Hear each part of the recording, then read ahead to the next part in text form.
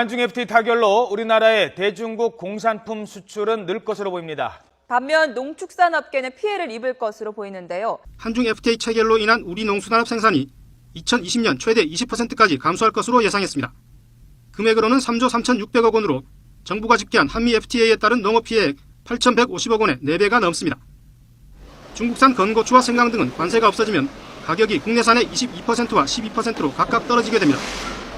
소고기는 관세가 완전히 철폐되면 많게는 3,185억 원 정도의 피해가 발생할 것으로 예상되고, 우리나라 사람들이 좋아하는 삼겹살은 중국산이 수입되면 국내산의 40% 수준에서 유통될 것으로 우려됩니다.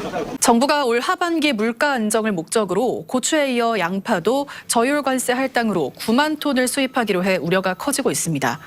지난 10일 기준 서울 가락시장의 양파 거래 가격은 1kg당 평균 1,426원을 기록했는데, 관세 50%가 적용될 경우 국내 도착 가격은 1kg당 800원에서 900원 선이 될 것으로 전망됩니다. 이에 반발하는 생산자들은 지난주 파리 박람회에서 바로 행동에 나섰습니다.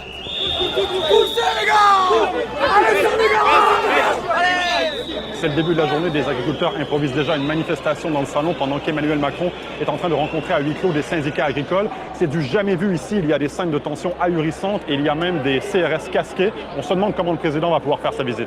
공국의 대통령이 이 박람회에 온다고 하자 농민들은 아주 신이 났습니다. 국민들 모두가 마크롱을 먼저 만나기 위해서 자리를 선점하려고 합니다.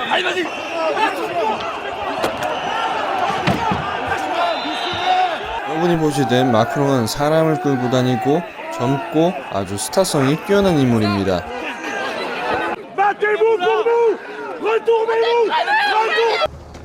밤낮할 것 없이 트랙터로 수도권으로 향하던 농민들은 고속도로 휴게소 위에서 이렇게 식사를 만들어 먹곤 합니다.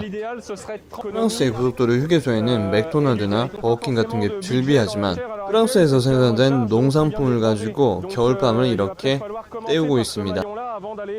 Hop là au barbecue et nous servons de la bière du Val d'Oise qui est la bière du Vexin. 국민들은 마크롱을 보러 가기 위해서 고속도로 위에서 먹고 잡니다. Tonnerre, ouvre la bâche s'il te plaît.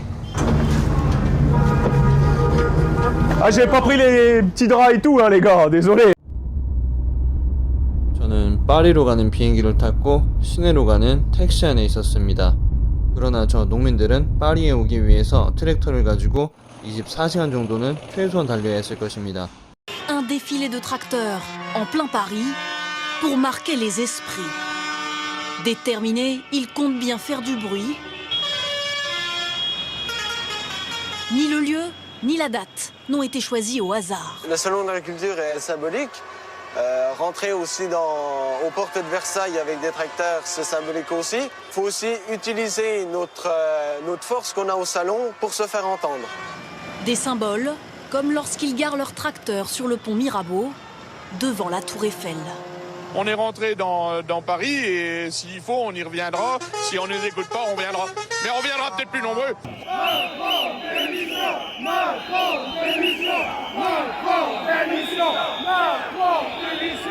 Il y a eu des violences, c'est le bordel, il y a des trucs qui ont été détruits.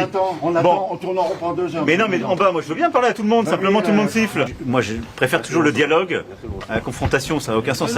La confrontation, ça ne produit rien. C'est parfois des mois, voire des années de boulot. Ils sont montés avec leurs bêtes, avec leur travail pour le montrer là. Je veux dire, Monsieur le Président, ça ne tient qu'à vous.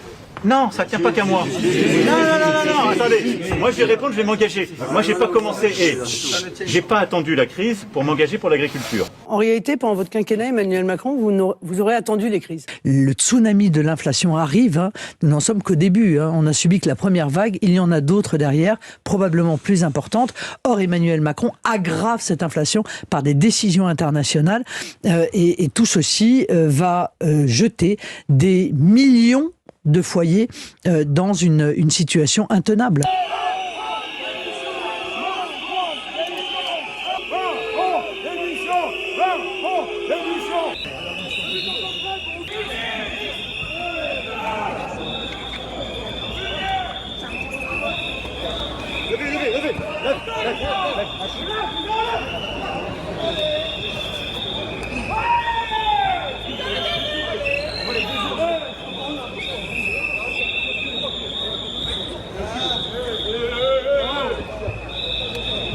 Hey! qu'on est en train de crever, qu'on ne peut plus survivre une concurrence étrangère déloyale. C'est juste désespérant. On est sorti du rendez-vous avec le président de la République. Ça fait un mois qu'on insiste sur ces problèmes de trésorerie, de revenus, et c'est seulement la semaine prochaine qu'il va mettre en place des mesures. On ne peut pas rester soumis aux accords de libre-échange. On a ras-le-bol de ne pas être rémunéré à notre juste valeur. On travaille 60 à 70 heures par semaine pour avoir rien en retour alors qu'on nourrit les gens en fait.